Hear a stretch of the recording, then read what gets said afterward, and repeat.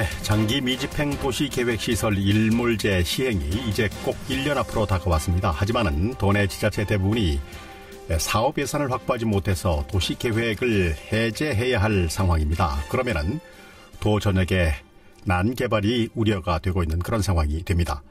그런데 정부에서는 지방채를 발행하면 이자의 70% 정도만 지원을 해주겠다고 밝혔습니다. 어떻게 해야 할까요? 오늘 심층인터뷰에서 자세하게 좀 살펴보도록 하겠습니다. 속초고성양양 환경운동연합 김한나 사무국장과 전화가 연결이 되어 있습니다.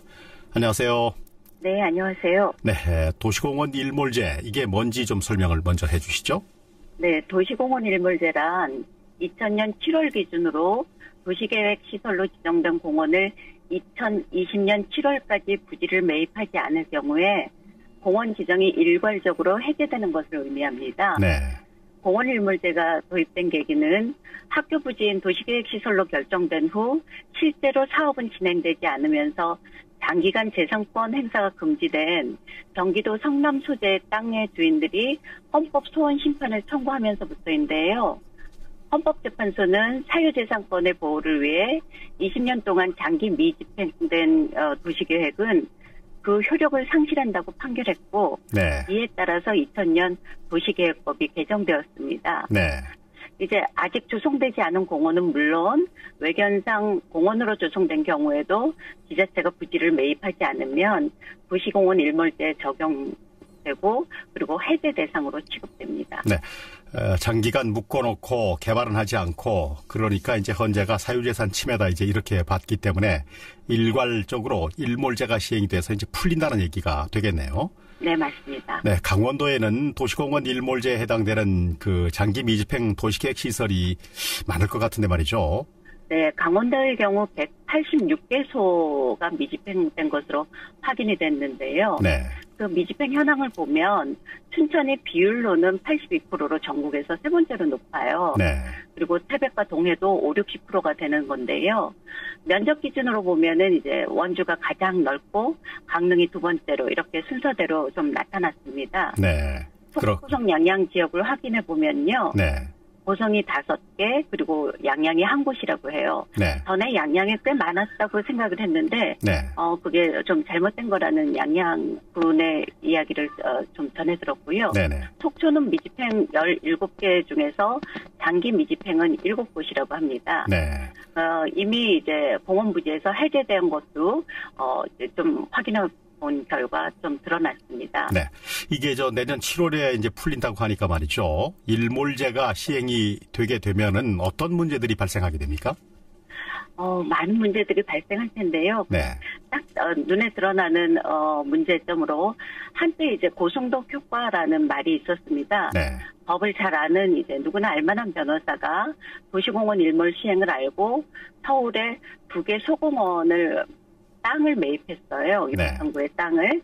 그랬는데 그게 파출소 포함해서 42억에 매입했는데 매입가의 5배인 237억 원을 지자체가 보상을 해줘야 되는 상황이 된 겁니다. 네.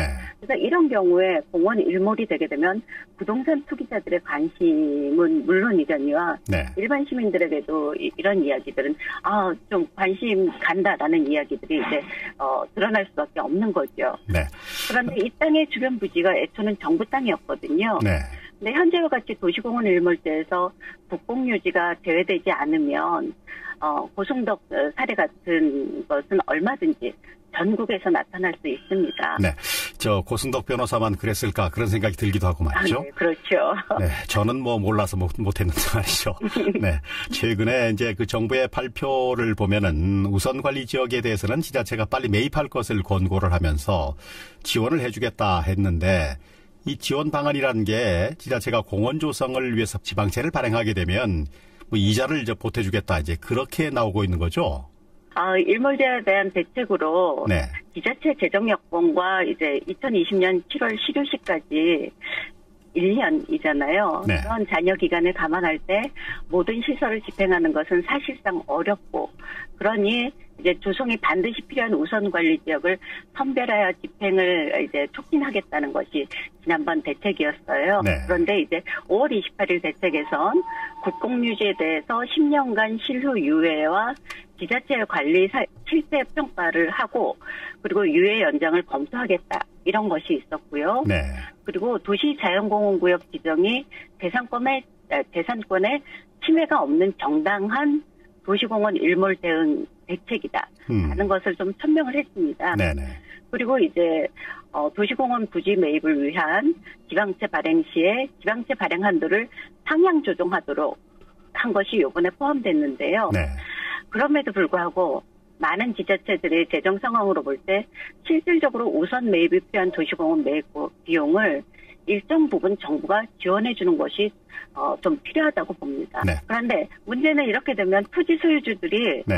도시계획 시설에 대해서 받던 재산세 50% 감면이 사라지거든요. 네. 혜택이 사라지는 거죠. 그러면 개발 규제는 지속되는데 세금만 더 내야 하니까 땅 주인이 반발할 수밖에 없겠죠. 네. 이것 때문에 혹시 또 뭐 우려되는 다른 문제점이 있겠습니까? 이런 방안을 전국의 지자체가 많이 따라할 것 같은데요. 그렇죠. 그게 네. 가장 쉬운 방법이니까요. 네네. 지금 공원일몰제 관련 대비책으로 민간공원 특례 제도를 만들고 5만 제곱미터 이상의 공원에 대해서 민간공원 제도를 도입했어요. 네. 그것은 이제 30%는 개발할 수 있고 네. 그리고 70%의 공원을 존치하겠다라는 것으로 이제 대안인 것처럼 포장돼 왔지만 네.